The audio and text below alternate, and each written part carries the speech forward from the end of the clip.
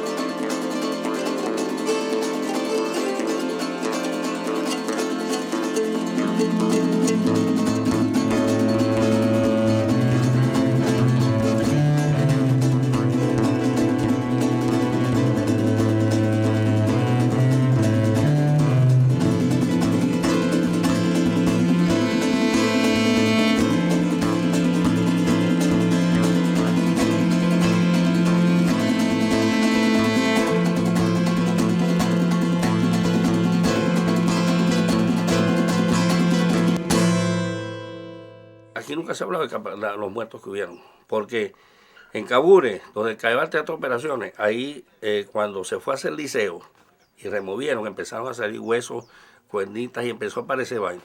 Ahí mismo llegó el ejército y echó una plancha de cemento que todavía un amigo está tratando de hacer un hueco y no lo ha hecho.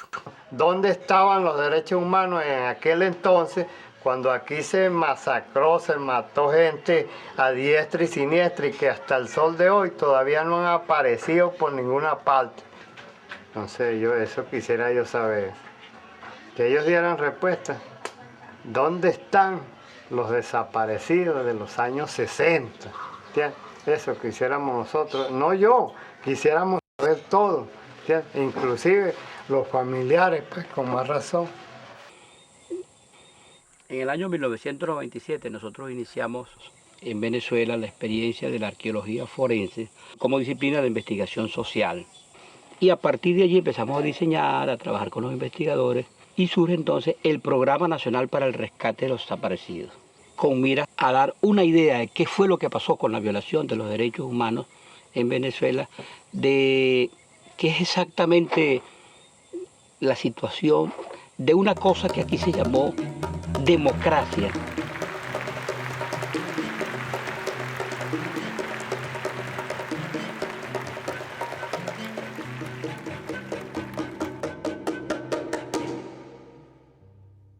Asesinatos políticos en Venezuela lo hay en toda la República prácticamente.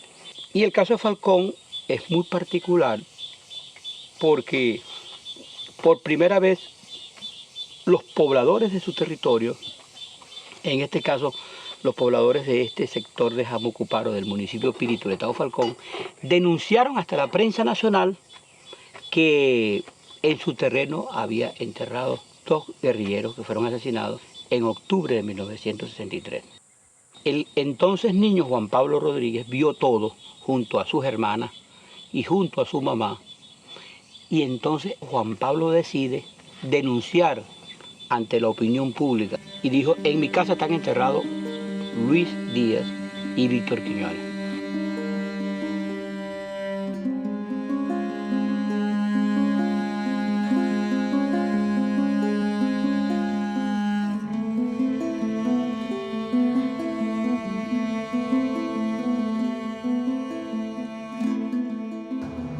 que Luis Manuel era un muchacho muy amable, muy condescendiente, muy estudioso, que era muy amigo, cuando era amigo de verdad. Estudiaba 4 años de medicina, cuando la gente le pedía algo venía, lo buscaba, sacaba el escaparate, se lo daba. El que le pedía decía que le faltaban los zapatos, venía y le quitaba los zapatos y se los daba. Yo lo regañaba y él me decía, mamá, pero si yo soy un solo cuerpo, ¿qué hago yo con tanta ropa? Yo era maestra, regresaba a las 5 de la tarde. Me dieron una carta de Luis Manuel que se había ido para la guerrilla. Yo me molesté, lloré, grité y dije que por qué habían hecho eso. Ellos me dijeron que habían hecho todo lo posible por sujetarlo, pero no pudieron contrariarlo. Era muy cabeza caliente, era revolucionario por familia. Cuando me tocaron la puerta eran varios meses que tenía, que se había ido. Salí, no vi a nadie, encontré un bogote en una bolsa. Traía una carta donde se manifestaba que estaba bien, que no se preocupara, que un día cualquiera iba a venir, que cuidara mucho a los muchachos. Esa carta la hizo antes de morirse, porque ya estaba muerto. Trajeron la cédula y el carné. Comandante Luis decía, el sobre. No son los muertos los que endulce carne. La paz disfruta de la tumba fría. Muertos son los que llevan muerto el alma y aún viven todavía. Luis no era familiar mío, pero yo lo admiro, lo tengo ahí como que si fuera en verdad, fuera sido, porque ellos andaban juntos. Y él y que trató de salvar a mi hermano, lo trató de salvar y fue donde lo mataron. Él nunca me había dicho que él pensaba irse para la montaña, hasta ese día que se me sentó en los pies de mi cama y me dijo que se iba para la montaña, porque lo andaban persiguiendo para matarlo, por el hecho de que lo habían encontrado pegando una propaganda en un póster. Todo el mundo lo quería, un hombre muy desprendido. Siempre me llevaba un pote de crema de arroz porque le gustaba mucho tomar tetero. Y entonces me decía, para que me hagas tetero, me decía él.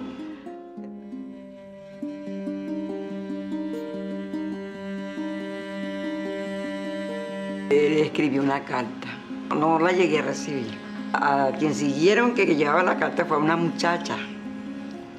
Y entonces agarraron a la muchacha presa y la llevaron a donde estaba mi esposo. Y entonces se llevaron a mi esposo preso y a la muchacha también. A la muchacha porque le llevaba la carta a mi esposo. Y a mi esposo porque ellos pensarían que era cómplice de mi hermano, pues. Bueno, cuando eso estuvo 3 meses preso. Pero cuando yo lo vi a los 5 días, no se podía parar del piso, de la golpazón que le habían dado. Y la cara, eso estaba casi disfigurado, morado.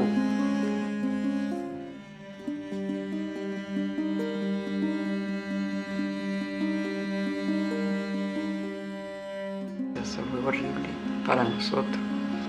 Mi mamá estaba deshecha y sin poder hacer nada. Porque ¿qué podíamos hacer? Que no pudimos hacer nada con la esperanza que algún día saliera algo. Y fíjate que se dio hasta ahora. Aquí vivía yo con mi mamá, Carmen Primitiva Rodríguez, mi hermana Silvinia. Estábamos durmiendo aquí una madrugada del 3 de octubre de 1963. Nos sorprendió unos tíos, yo para esa época tenía 9 años.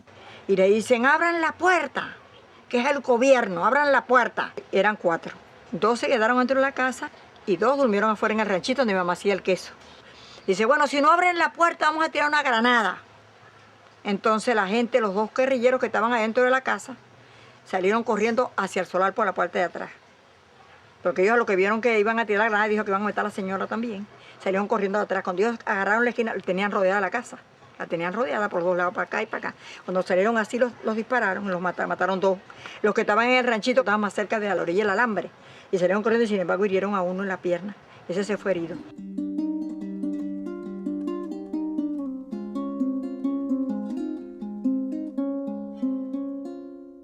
Allá estaban los guerrilleros una vez y entonces pusieron la denuncia que ahí llegan los guerrilleros. Llegó el ejército de noche y le echándole plomo a la casa.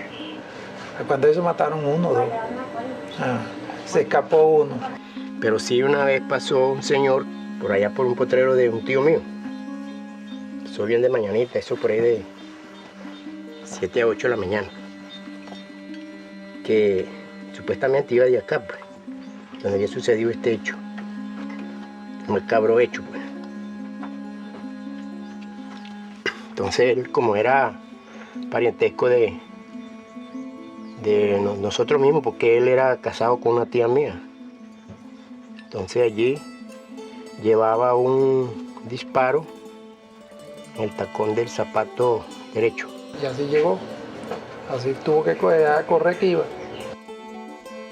Iban en carrera, avisarle a los otros lo que había sucedido. Ese fue el que sobrevivió. Aquí en esta ventana se paró el finado Luis. Él les dijo por qué no se iba. Entonces los muchachos le contestaron que era que estaba lloviendo. Esa frase a mí nunca se me olvidará. Él les dijo, es mejor amanecer vivos mojados que muertos secos. Pero fueron denunciados por un vecino y un campesino les sirvió de guía, pues lo llevó hasta mi casa.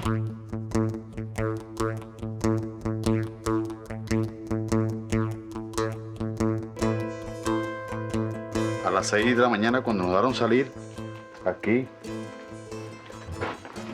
en esta esquina aquí, había un ranchito, allá había un ranchito, y ahí estaban los dos muchachos ya que habían sido ejecutados ahí, en toda esa esquina ahí. Mi padre compró una finca cerca de esta zona y siempre veníamos acá a visitar a la gente. Eran niños, 10, 11 años. Entonces, me hice muy amigo de todas las muchachas. Eran muchachas, porque Juan Pablo el varón era chiquitico. Era Silvina, era Bolivia, Yadira y la negrita, que no me acuerdo su nombre. Luego de venir porque me desaparecí porque me voy para la guerrilla. De poco tiempo después, la comandancia nos llama y nos mandan a estudiar. Ahí nace este destacamento. Se llama Luis Díaz, Víctor Quiñones.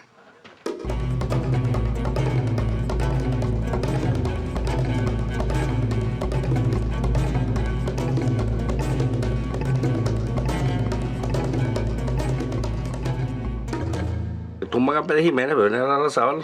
O sea, claro, era un cambio lógico que había de fuerza. Se creó lo que se llamó el plan de emergencia para, en cierta forma, paliar la cantidad de desempleados que habían fundamentalmente en el sector obrero. Pero cuando llega Rómulo Betancourt al gobierno, el plan de emergencia es eliminado y eso produjo una cantidad de protestas, entre ellas el día 4 de agosto de 1959, donde en la Plaza de la Concordia se conglomeró pues, una serie de sectores obreros y estudiantiles. Pero esa manifestación fue brutalmente reprimida. Desde que gana Rómulo Betancourt fue prácticamente una lucha contra aquellos que habían sido sus aliados. Por lo menos el Partido Comunista fue el primero que ellos trataron de destruir. Y a la par llegaron. Nos obligaron a ir a la pelea.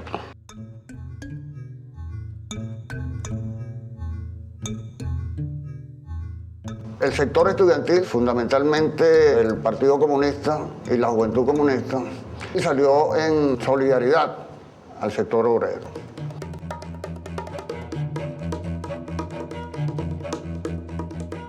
Betancourt declara en un caso donde dice que cuando a las manifestaciones disparar primero y averiguar después. O sea, no importa quién matara. Eso trajo como consecuencia que los estudiantes, en una forma, yo era estudiante, nos alzamos, empezamos a pelear en las ciudades, a pelear en el sentido de era burro contra tigre, era piedra contra disparo.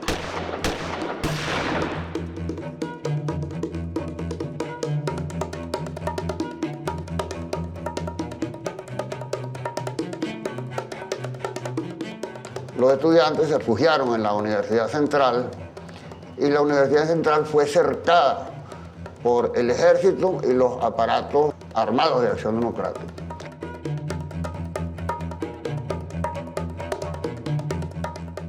Hay que destacar la ayuda que prestó el comandante de la Escuela de Policía de Caracas, el capitán Elías Manuel Camero. Nos facilitó algunas armas para la defensa de la universidad. Posteriormente desertó él de este cuerpo policial y fue uno de los forjadores de las guerrillas del Estado Falcón, denominada pues como el Frente José Leonardo Chirinos.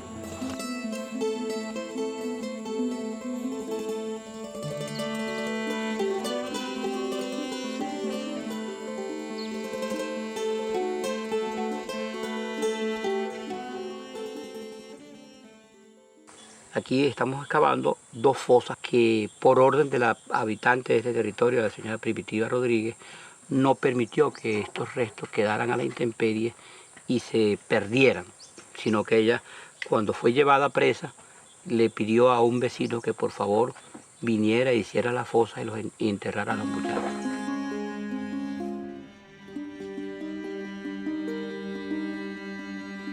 Mi papá me mandó a decirlo con uno que llevara el pico y la pala en el burro para enterrarlos pues, porque los iban a dejar ahí, que llevar el pico y la pala para enterrarlos. ¿Sí? Ahí yo agarré mi burrito y amarré el pico, la pala y una chícula. Eso es lo que ayudaron a enterrarlos, pues, porque esta gente lo iban a quemar. Y yo, coño, me dio un tiempo de agua y entonces, no, coño, nosotros lo enterramos, vamos a quemar por gente.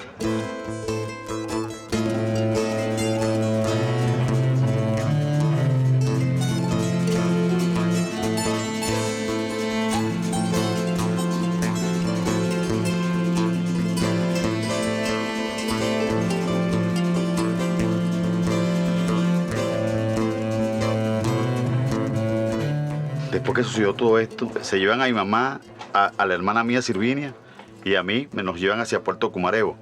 Nosotros teníamos una casa en Puerto Cumarebo, ahí la allanaron. Yo estaba llorando cuando se llevan a mi mamá de Cumarebo para Coro y un digespor me dio con la culata del fusil y me empujó. En ese tiempo que mi mamá duró presa, en Maracaibo, nos tenían prohibido hasta prender el radio, oír el Radio Habana Cuba, que siempre se escuchaba. Pero una noche logramos oír la Radio Habana Cuba, donde el presidente Fidel Castro decía que Rómulo Betancourt, así como tenía presa a mi mamá con su hija Silvinia Margot Rodríguez, 17 años, porque no ponía el rosario de muertos que tenía que en Venezuela, que había violado los derechos humanos. Nosotros no supimos más de ella durante 3 meses. Mandaron un telegrama que estaban presas en Maracaibo. Entonces allá ella nos terminó de echar el cuento a todos nosotros, a mis hermanas, las otras hermanas mías y a mí. Nos echó el cuento que la habían torturado mucho, sobre todo a Atahualpa Monte, el jefe de la Digespor de Barquisimeto. Incluso ella se murió todavía con la seña de las torturas en el seno izquierdo.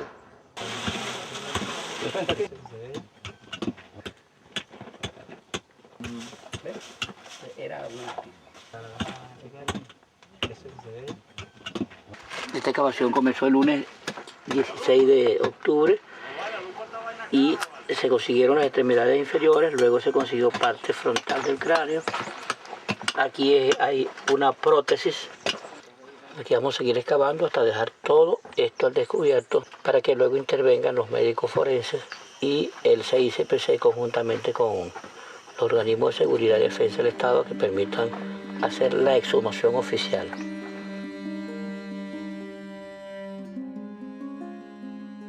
Aquí lo que hubo fue una prohibición, un silencio impuesto por el Estado que no le permitió, como a estos y en otros casos a los familiares, que vinieran a rescatar los restos y llevárselos a su sitio y rendirle los tributos que cada familia tiene derecho a hacerle a sus deudos.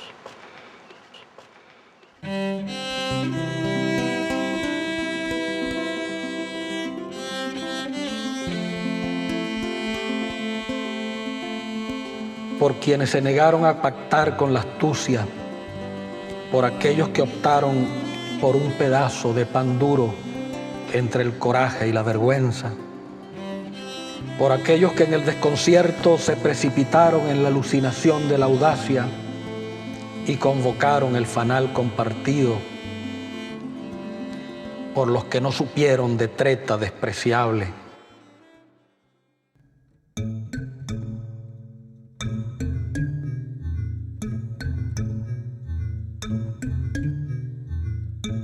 Llega un momento en que ya nosotros, por lo menos los que estábamos metidos en estos líos, ya no podíamos estar en Caracas. Entonces decidimos irnos a la montaña, eso estoy hablando empezando el 63. Nosotros nos fuimos hacia la Cruz de Taratara. Tomamos el ejército ahí en El Paso, nos llevamos las armas y hubo muchos muertos. Nosotros tuvimos un solo muerto. Llamó uno de los muchachos que siempre le pasan a uno las peores vainas. Miguel Noguera, un muchacho admirable, valiente como ninguno. Y ya cuando nos vamos, le digo, Miguel, agáchate que nos están disparando todavía de nosotros. Y dice, Arreni, a mí me acaban de matar. Verga, voy allá y tiene un tirón en el medio del pecho así. La espalda tenía el hueco así. Coño, y entonces eso no es lo grave, es lo triste, lo realmente. Es que nos dice, mira, yo nunca fui comunista, Argeni. Me gustó mucho el Partido Comunista, así muriéndose. Pero yo quiero que me canten esas canciones que ustedes cantaban. Y el ejército lo teníamos como a 30 o 40 metros. Entonces, le cantamos Bella Ciao, le cantamos todas esas canciones y él se fue quedando quieto hasta que se murió. Si me matan en el combate, Bella Ciao, Bella Ciao, Bella Ciao, Ciao, Ciao. Y si me matan en el combate, toma tu mano mi fusil. Y si me matan en el combate, toma tu mano mi fusil.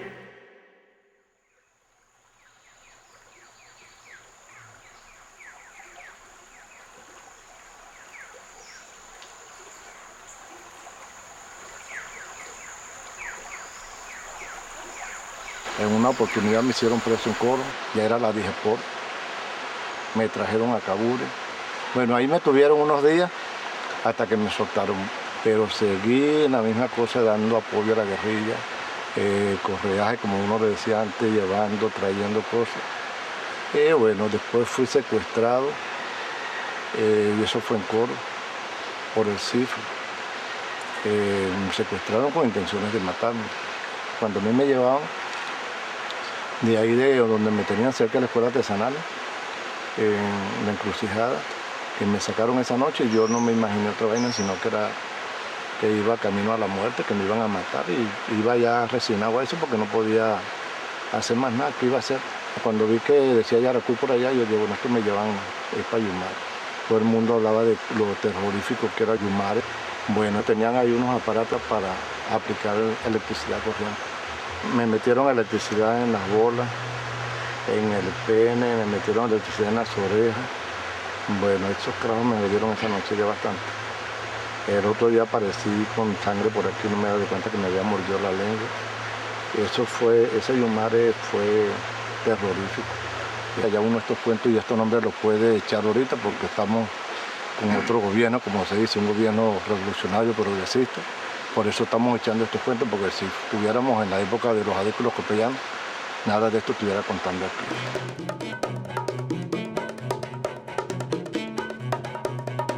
Sí, yo estando ahí, yo llegué a ver la gente que bajaban ahí de los helicópteros que traían de la ciudad, que venían pulidos, dicen que sería de la ciudad que los traían, los bajaban ahí, los metían ahí mismo donde aterrizaba el helicóptero, ahí mismo un matorral que estaba ahí, mira. Y eso cuando los traían de regreso, esos venían así, como que si fuera que les hubieran sacado algo por dentro, ¿sí? Y eso venían todos revolcados, eso venían sucios, vomitados, orinados, de todas las torturas que decían. A mí me llevaron de aquí de Cabure, me llevaron un helicóptero a Yumare. Y por ahí en pleno vuelo le abrían la puerta del helicóptero para lanzarla a uno para abajo, para que uno cantara, para que hablara, pues. Que uno cuando cae mal en el enemigo diga, soy hombre muerto. Si sale uno vivo, por suerte. Ahí no lo dejaban ver absolutamente de nadie, ¿no?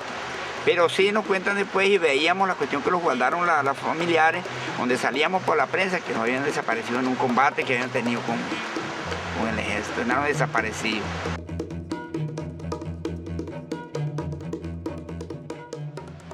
Una represión brutal, eso no podía llamarse ejército venezolano, eso era una cuerda de bandidos los que andaban ahí. El campamento mío, en Cuamay se llamaba el cerro, eso parecía más que un campamento guerrillero que un sitio turístico.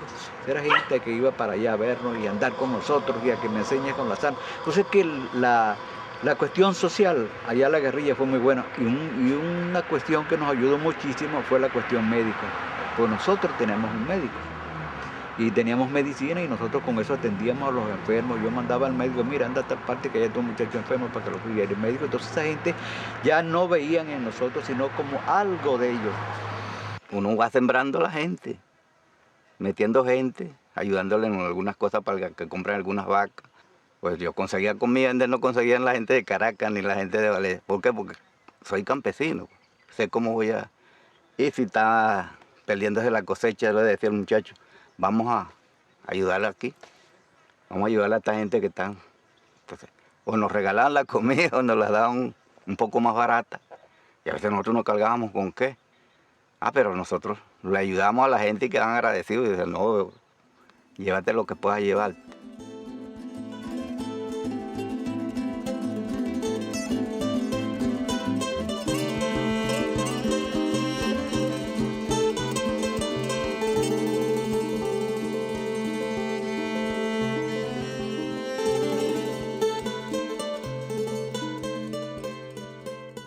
Si la guerrilla llegaba en una parte, llegaba a una casa y entonces el otro día llegaba el gobierno chico y quería castigar al campesino.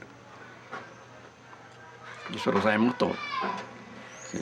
Muchos campesinos sufrió en esa época.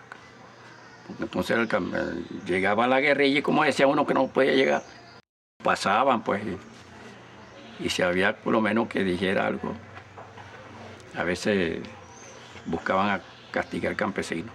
Bueno, a mí me preguntaban que si yo no conocía a los guerrilleros. ¿Y cómo los voy a conocer si esos no están aquí en este lugar? Yo sé que mientan eso, pero en el monte. Y si yo no salgo ni para el monte para saber si hay. Pero son unas preguntas que no las pueden preguntar por lo menos al gobierno, porque ¿qué va a saber uno de eso? Si no lo que estén criando los hijos.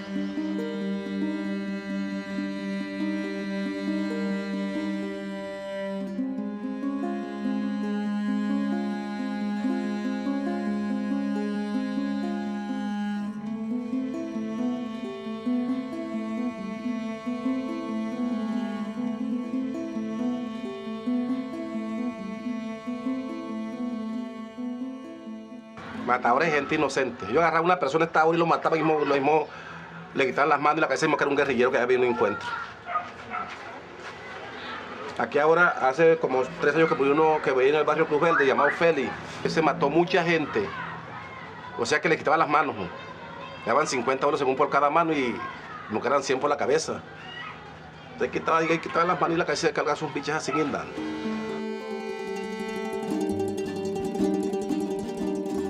Yo tengo un primo que lo agarraron como aquí, lo amarraron y se paró un helicóptero como por allá. Pero él lo levantó con los pies para arriba y se lo han llevado. Nos da la vuelta así, mira, y el helicóptero bajaba y le pasaba la cabeza casi por el techo de la casa. Y las mamás de nosotros, las tías, pegando gritos y nosotros carajitos, llorando también, porque no sabíamos pues. Lo pusieron preso a él y el papá, llamado Julio Colina. Entonces él no le quedó más caso porque le dieron 72 horas para que presentara al hijo, si no lo mataban. Pero los ojos los tenía como un tomate de rojo. Era catire y eso no se le veía, eso era negro de las tantas torturas que le daban al señor. Mira, y se fue poquito a poco así. Mira, agarró una cabullita, yo creo que como el grueso de este cable, así se fue ra. Por un monte se metió un mogote y se ahorcó.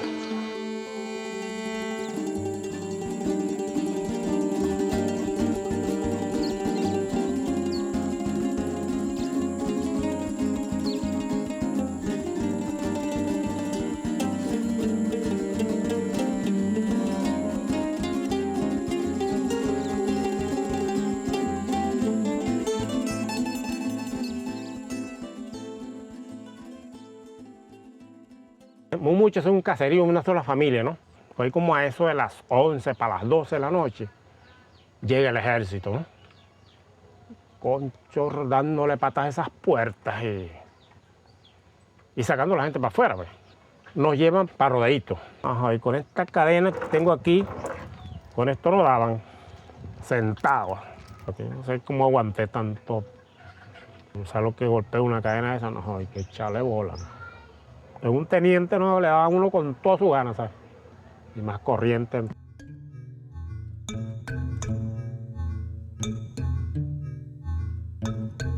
Ellos traían de Agua Linda, traían 3 presos, 2 hombres y una mujer.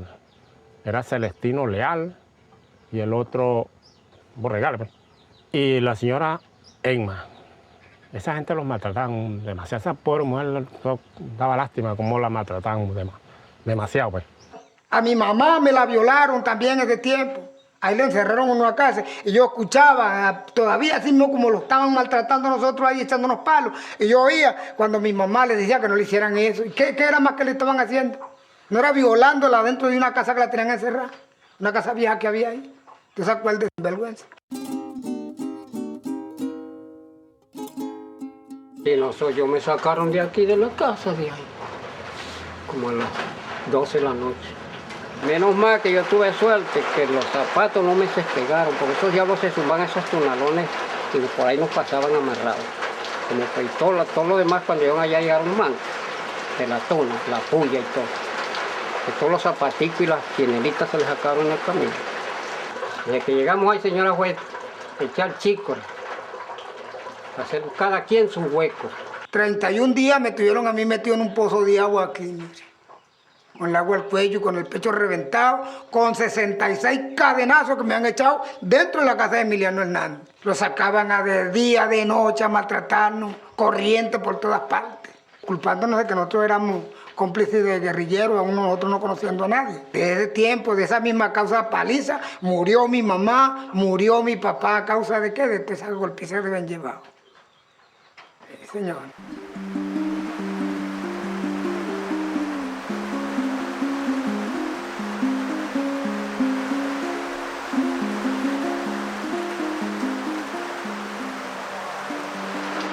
Yo me buscaban por ahí para que me fueran por otra parte, que no existiera, que no, yo no dejo lo mío botar.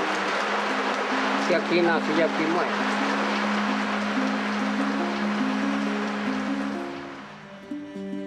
Pues quedamos presos ahí y los de Agualinda, pues, que estaban ahí. Miguelito, que es el que sabe más, le dijo que él sabía dónde están los guerrilleros. Se los llevan los 3, el ejército.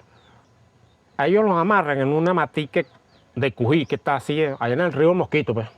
Ellos se quedaron ahí. ¿Qué guerrilleros van a? Por ahí no hay guerrilleros, señor, por ahí no hay nadie, por ahí no hay nadie. No hay guerrilleros por ahí. Les dieron una raja, los mataron. Entonces había una zanja ahí, pegada al río, una zanja. Ahí los tiraron.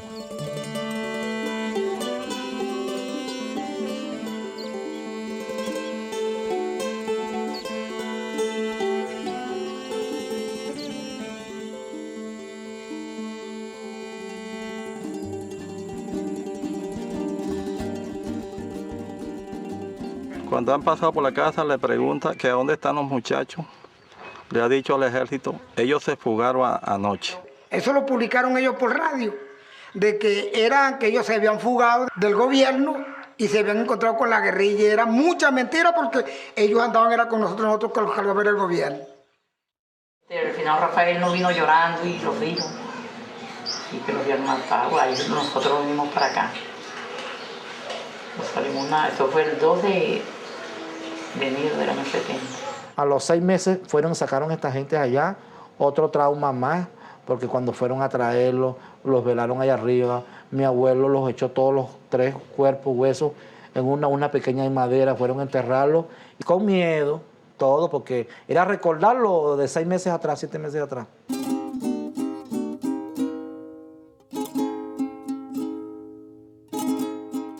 El ejército cuando pasó por el sector Maricicare, Rodeíto y Mumuche, que es un mismo caserío, pues, pero diferente nombre, le dijo, se van esta noche, si no los van a matar todos.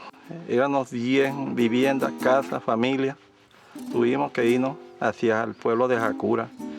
Ahí Los invadieron los terratenientes, todo. Ganado, animal, todo, pero todo lo de campo.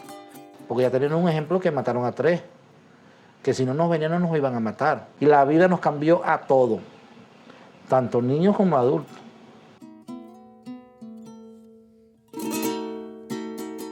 Aquí fue un formato totalmente distinto que no sabemos si fue mandado a preparar, hagan esto para que correrlos, para que se vayan, agarrar las tierras, porque eso a los 2 meses todo el mundo tenía esas tierras agarradas.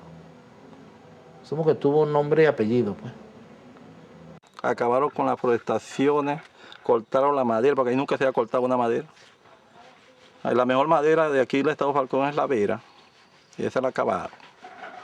Ahí las lagunas más grandes que tiene el estado, la tiene el municipio, Jacura. Nosotros teníamos ahí unos 20, unos 30, unos 40, unos 50, unos 60 años en ese sitio. Y ya nos vivió unos allá, otros aquí, otros por allá, otros se han muerto, otros así, ahora en fin. Ahí quedamos.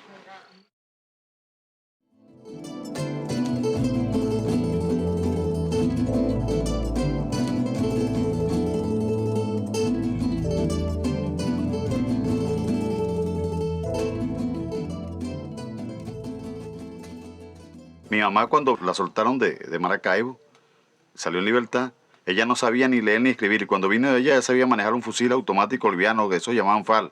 Ya mi mamá era una revolucionaria completa, y mi hermana también, pues. Incluso a mi hermana le metieron consejo de guerra siendo menor de edad. O sea, tenían esa revolución por dentro, ¿eh? Y murió siendo revolucionaria. Fíjate que ella se muere días después del golpe del 11 de abril, y me pidió a mí que le trajera un televisor, que ella quería seguir viendo a Chávez, pues.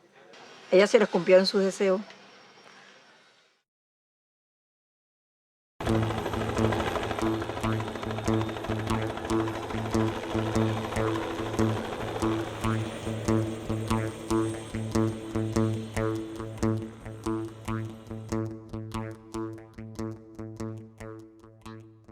Estos restos van a Caracas, al CICPC, para que continúe la investigación y hacer el análisis genético para obtener el ADN y que no haya en ningún momento ningún tipo de duda.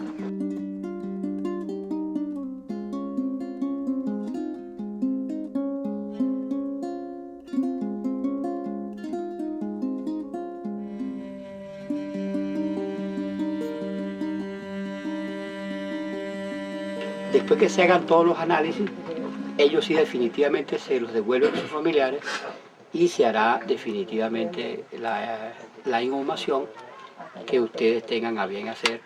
Creo que en eso nosotros tenemos un sentimiento casi unánime, ¿no? De permitirle estar con quien él quiso estar, al lado de la gente con la que luchó, y que signifique algo para los que quedan, ¿verdad? Que sean todos ellos un símbolo. Y si nosotros no los llevamos, donde están nuestras tumbas, ahí hay puesto, pero sería como anularlo, sería como perderlo, ¿verdad?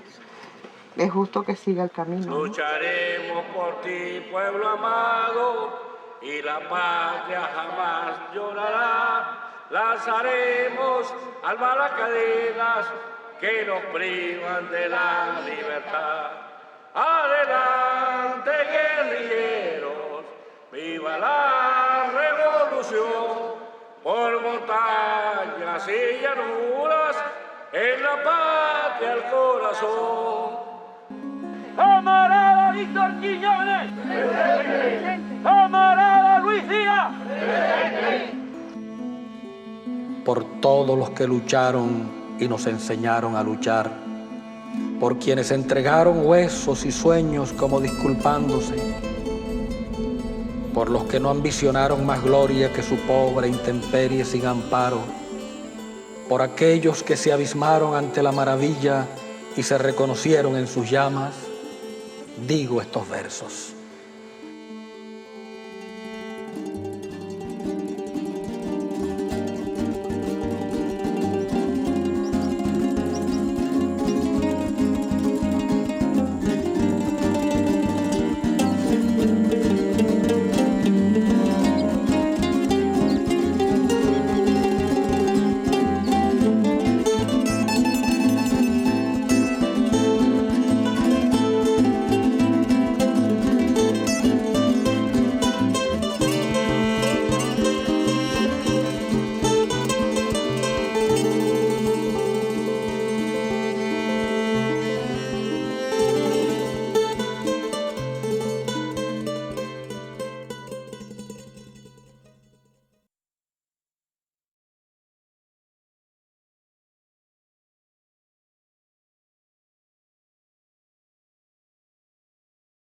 Para cantarle a Cabure.